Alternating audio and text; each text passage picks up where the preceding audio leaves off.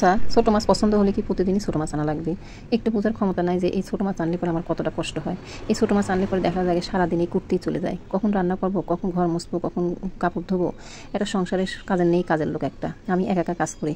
সারাদিন দেখা যায় কাজ করতে করতে দুপুর 2-3টে বেজে যায়, যে গোসল করার সময় পাই না। তারপর নামাজ পড়তে পড়তে দেখা যায় কি 3টে বেজে যায়। প্রতিদিনই এরকম হয়। ছোটো মাছ পছন্দ হলে কি প্রতিদিনই ছোটো মাছ আনা লাগবে? একটু যদি বড় মাছ নিয়ে আসে তাহলে একটু আমার কতটা সময় বেজে যায় কত দেখি। তারপর আর কি করা, মাছগুলি ভালো করে কাটিয়ে বুঝিয়ে ধুয়ে পরিষ্কার করে নিয়ে পেঁয়াজ কাঁচামরিচ কাটিয়ে নিলাম কয়টা, তারপরে হলুদের গুঁড়া মরিচের গুঁড়া একটু আদা বোটাও দিয়ে দিলাম, দিয়ে ভালো করে চটকায় নিলাম যাতে ঝালটা, যে মরিচের যে ঝালটা আছে এটা ভালো মতন বাইর হয়ে যায়।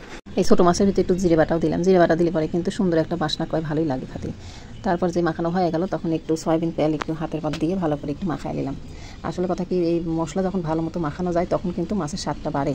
বা আপনার রান্না করতে গেলে পরে যে কোনো জিনিসই যদি ভালো করে চটকানো হয় বা মাখানো হয় বা কষানো হয় তাহলে পরে দেখেন কিন্তু আপনার মাছ বা মাংসের স্বাদটা কিন্তু আরও বাইরে যায়। আমি একটু হাত দিয়ে ভালো করে আরেকটু চটকে দিলাম যাতে এর ভিতরে যে ঝালগুলি আছে সেগুলি বাড়া যায়। তারপরে দিয়ে দিলাম আলু আর ঝিঙে একটু কেটে রাখেছিলাম, সেই ঝিঙে দিয়ে ভালো করে আবার একটু চটকা দিলাম যাতে ঝিঙের ভিতরে যে পানিগুলো থাকে সেগুলো যেন ভালো মতো বাড়া যায়।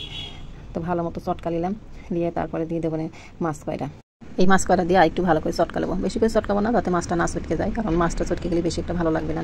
তো এইভাবে হালকা হাতে কিন্তু আমি মাছটা একটু ভালো করে চটকা নিলাম। চটকানো যেই হয়ে গেল তখন আমি দিয়ে দেবো সামান্য একটু পানি, বেশি পানি দেবো না, জাস্ট একটু হাত ধুয়ে একটু পানি দিয়ে দেবো যাতে আমার এই সবজিটা যেটা দিচ্ছি এটা যেন সিদ্ধ হয়ে যায়।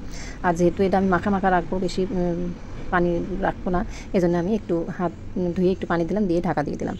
এরপরে দেখো চুলার পর দিয়েছিলাম, কী সুন্দর হয়েছে দেখতে, কিন্তু ফাইন দেখা যাচ্ছে। দেখো চারদিক দিয়ে তেল বাড়া গেছে, এটা খাতেও কিন্তু খুব ভালো লাগে। যদিও আমার বর আনলি পর আমি রাগ করি, কিন্তু আমারও কিন্তু খাতি ভালোই লাগে, ওই জন্য আর কিছু কই না। তো যাই হোক বন্ধুরা, আমার ভিডিওটি যদি তোমাদের ভালো লাগে তাহলে লাইক কমেন্ট শেয়ার করে দিয়ে।